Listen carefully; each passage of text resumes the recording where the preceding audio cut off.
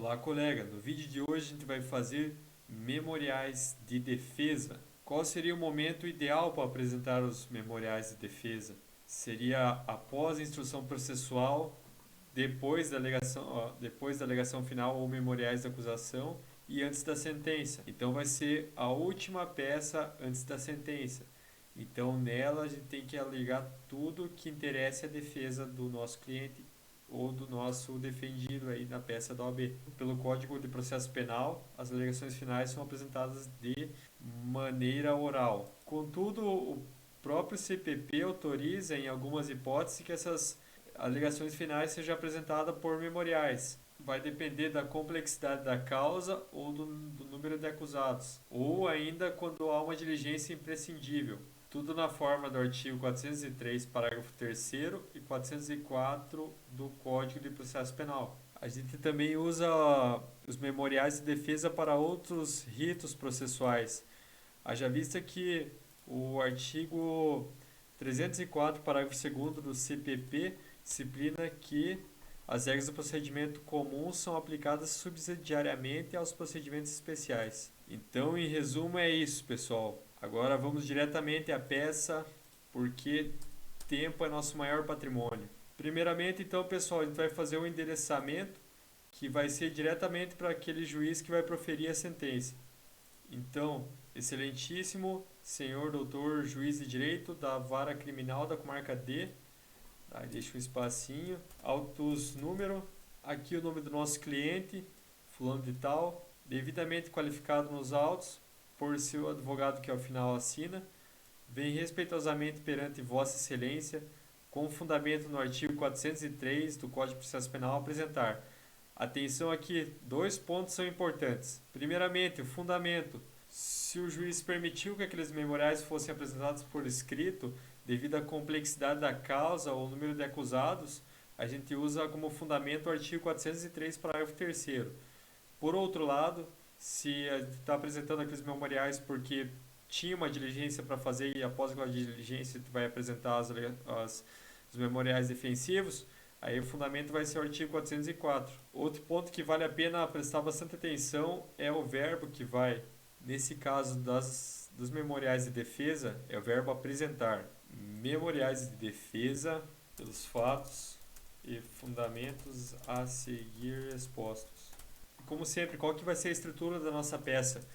Vai ser o nosso vulgo FDP, que são os fatos, direito e pedidos. Na parte dos fatos a gente vai contar basicamente por que o réu foi denunciado, como decorreu o processo e como é que foi as alegações finais do Ministério Público.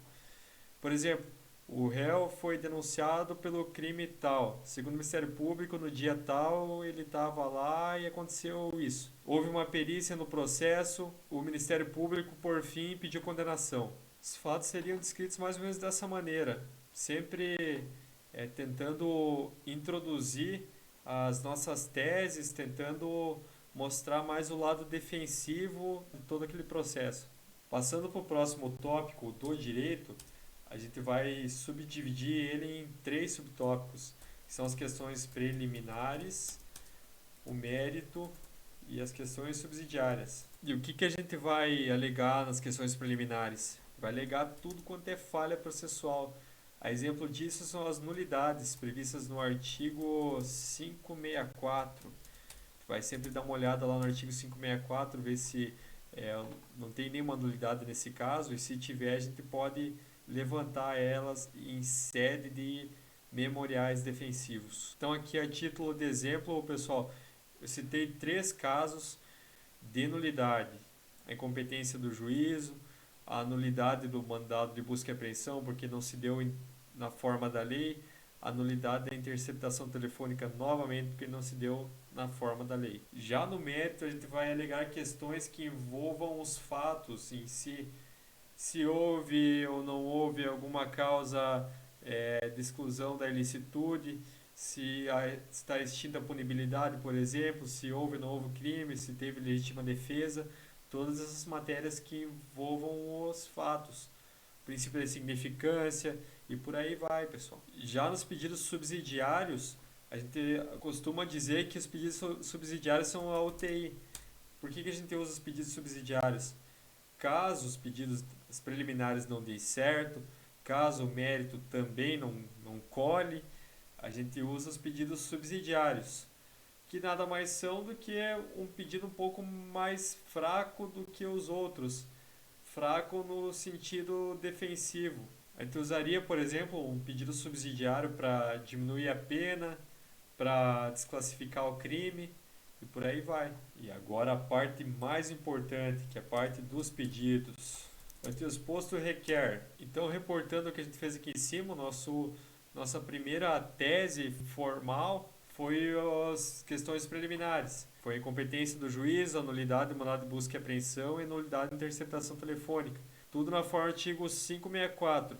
Aí na sua peça você pode separar cada preliminar em um tópico para ficar mais bonito, mais harmônico e mais organizado, fazendo aquela pessoa que vai analisar tua peça ou corrigir tua peça, olhar aquilo com bons olhos. Como segundo pedido, a gente vai bater nas questões do mérito. Então, caso o juiz rejeite a questão preliminar, quanto ao mérito, requer, você fala das teses que você citou aqui no mérito e pede absolvição com base no artigo 386 e vai prestar atenção em qual inciso se encaixa e vai citar na tua peça e vai correr para o abraço.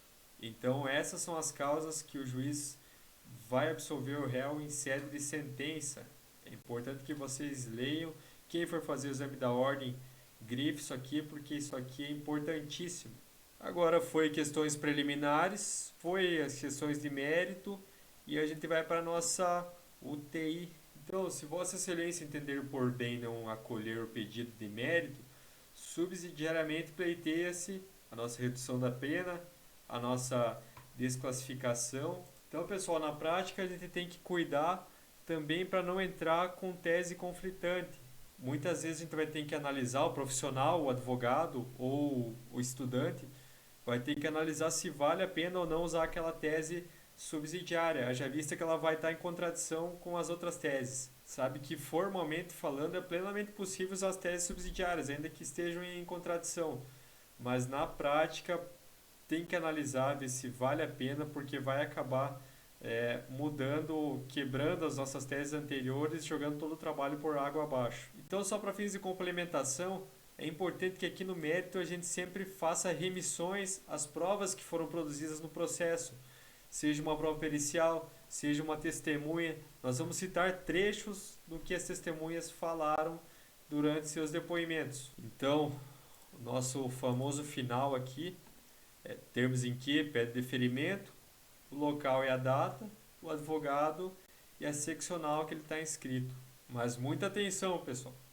Quando é caso de tribunal do júri, o fundamento é diferente. A gente não vai pedir absolvição com base no 386. Vai fazer nossos pedidos de impronúncia, absolvição sumária ou desclassificação, com base nos artigos 414, 415 e 419 do Código de Processo Penal. Muita atenção, então, para não errar isso na sua prova ou na sua prática forense diária. Então, pessoal, se você gostou desse vídeo, eu peço humildemente que você curta-o. E se esse vídeo te ajudou, se inscreva no canal para dar aquela força. Meu muito obrigado e até a próxima.